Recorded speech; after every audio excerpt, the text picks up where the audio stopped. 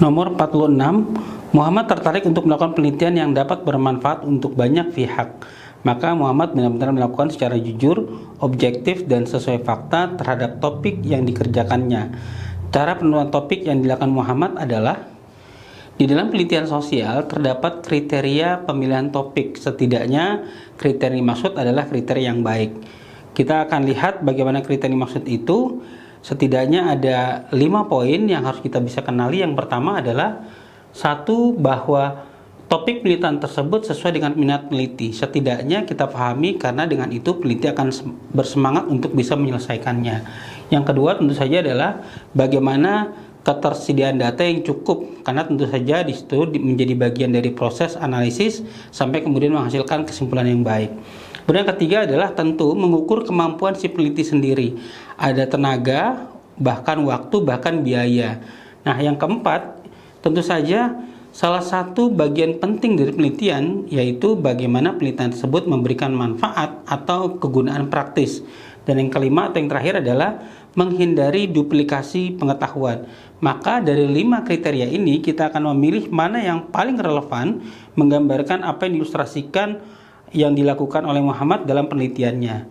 Setidaknya kita dapat beberapa poin. Setidaknya yang pertama adalah manfaat. Nah, tapi kita bisa lihat bagaimana penjelasan kemudian si Muhammad ini melakukan penelitian secara jujur, objektif, sesuai fakta. Nah, maka dari sinilah kemudian kita memahami bahwa apa yang dilakukan seorang Muhammad dalam hal ini sebagai peneliti tentu saja dalam kerangka bagaimana dia menghindari adanya peniruan atau duplikasi dari penelitian lain atau dari peneliti lain yang memungkinkan bahwa penelitian ini menunjukkan penelitian yang bisa diuji atau dibuktikan kebenarannya. Nah, setidaknya itu diwakili kata-kata jujur dan objektif. Maka dengan demikian kriteria yang terkait dengan ilustrasi soal kita nomor 46 itu adalah yang E, yaitu menghindari peniruan atau duplikasi dari hasil karya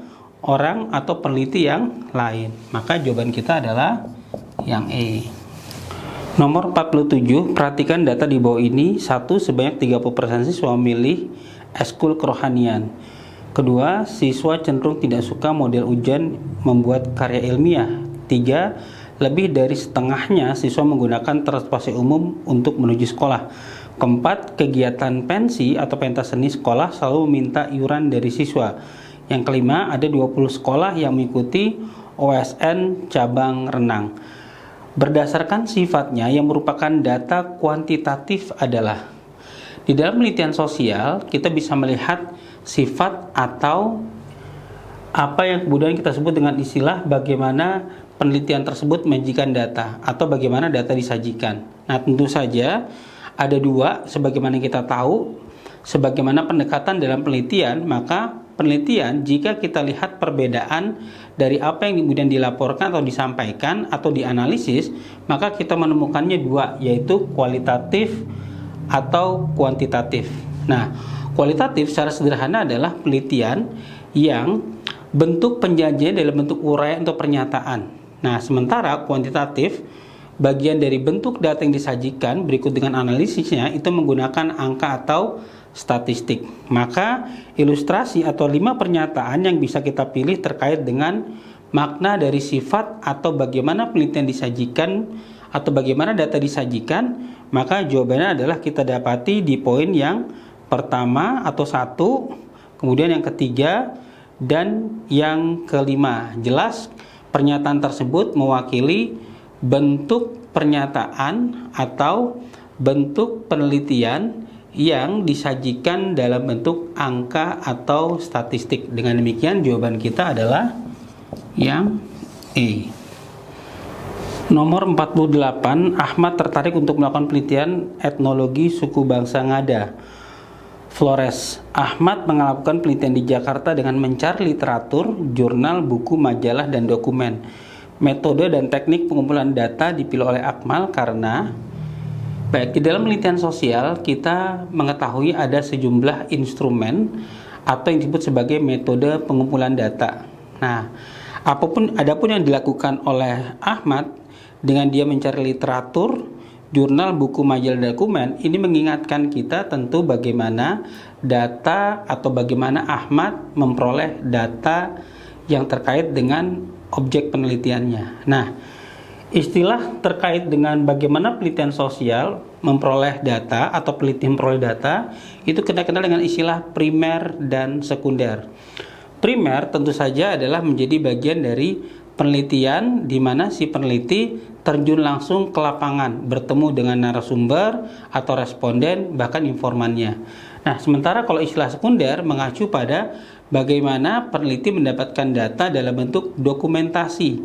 Sebagaimana istilah ini juga terkait dengan studi pustaka. Makanya kata-kata jurnal atau penelitian yang pernah dilakukan sebelumnya atau beragam bentuk dokumentasi ini menjadi bagian dari salah satu metode pengumpulan data. Tetapi menjadi poinnya adalah apa alasannya? Tentu saja apa yang menjadi bagian dari bagaimana data sekunder itu. Artinya kelebihan untuk kemudian dipilih untuk lebih memilih data sekunder, tentu saja di situ di dalamnya ada kelebihan dari tekniknya. Atau dalam bahasa lain, di dalam teknik data sekunder atau studi pustaka, kita menemukan kelebihannya. Adapun kelebihan yang dimaksud tentu saja adalah kita bisa temukan pada opsi yang C. Karena kita tahu dengan studi literatur tentu biaya yang dibutuhkan menjadi lebih sedikit. Demikian juga waktu yang dibutuhkan menjadi lebih pendek. Dan tentu saja itu menjadi bagian dari proses atau bagaimana mendapatkan data yang relatif, bagaimana data itu masih valid. Karena memang kekurangan yang ada pada cara mendapatkan data sekunder atau yang istilah studi pustaka ini tentu saja terkadang datanya tidak update. Tapi setidaknya si peneliti tetap bisa mencari informasi yang cukup update untuk bisa mendukung hasil penelitiannya. Sekali lagi, soal ini mengilustrasikan bagaimana kelebihan dan kekurangan dari sebuah metode pengumpulan data. Dalam hal ini adalah metode pengumpulan data studi pustaka atau yang kita kenal dalam konteks bagaimana mengambil data yang disilakan dengan istilah sekunder. Dengan demikian jawaban kita adalah yang C.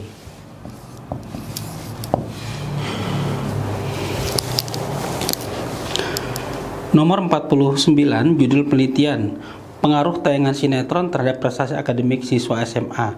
Rumusan masalah dari judul penelitian sosial tersebut adalah di dalam rancangan penelitian sosial kita menemukan satu bab atau satu sistematika penjelasan di mana memuat apa yang disebut dengan istilah rumusan masalah. Mari kita sederhanakan bagaimana memahami apa yang dimaksud sebagai rumusan masalah tersebut. Yang pertama adalah rumusan masalah adalah pernyataan spesifik mengenai ruang lingkup masalah yang akan diteliti. Atau lebih sederhana lagi, sebenarnya rumusan masalah adalah pertanyaan-pertanyaan di dalam penelitian. Nah, pertanyaan-pertanyaan ini atau kalimat pertanyaan ini tentu disajikan dalam bentuk yang singkat, padat, dan jelas. Nah, mari kita kombinasikan dua poin ini. Jadi, bagaimana peneliti membuat kalimat-kalimat pertanyaan yang itu menjadi bagian dari pertanyaan yang akan dijawab melalui hasil penelitian yang dilakukan. Nah, dengan demikian, kita melihat sebuah ilustrasi contoh bagaimana sebuah judul penelitian di mana pengaruh tayangan sinetron terhadap potensi akademik siswa. Maka apa yang menjadi rumusan masalahnya? Nah, sekali lagi, rumusan masalah adalah redaksi dalam bentuk pertanyaan. Jadi, bagaimana dampak pengaruh sinetron? Tentu saja kita akan menemukan pada opsi yang B, yaitu bagaimana pengaruh kebiasaan menonton tayangan sinetron terhadap prestasi akademik. Nah, inilah pertanyaan penelitian yang tentu saja akan dijawab oleh peneliti melalui hasil penelitiannya. Dengan demikian, jawaban kita adalah yang B. Nomor 50. Dari hasil penelitian mengenai jumlah wisatawan yang mengunjungi objek wisata di Jawa Tengah, diperoleh data sebagai berikut. Kita melihat ada sejumlah objek wisata, yaitu Dieng, Borobudur, Ambarawa, Solo, dan Karimun Jawa.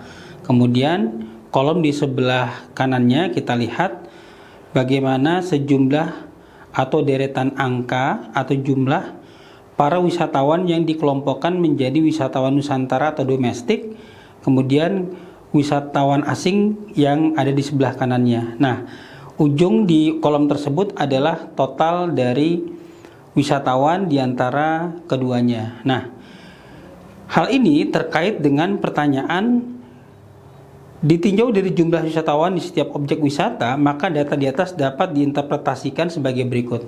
Baik, di dalam penelitian sosial, tentu ketika laporan itu akan atau sudah dibuat, maka peneliti sebenarnya menyajikan data, setidaknya data ini adalah data kuantitatif sesuai ilustrasi soal, maka tentu saja bagi kita pembacanya bisa menginterpretasi data.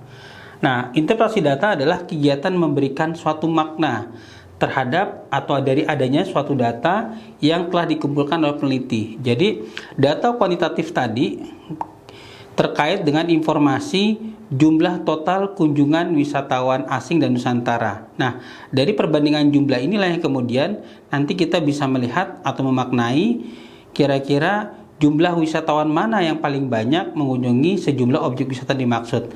Nah, setidaknya angka-angka itu memberikan kesimpulan kepada kita bahwa Karimun Jawa itu diwakili oleh jumlah wisatawan Nusantara atau domestik sebesar atau sebanyak 689 dan wisatawan asing sebanyak 723.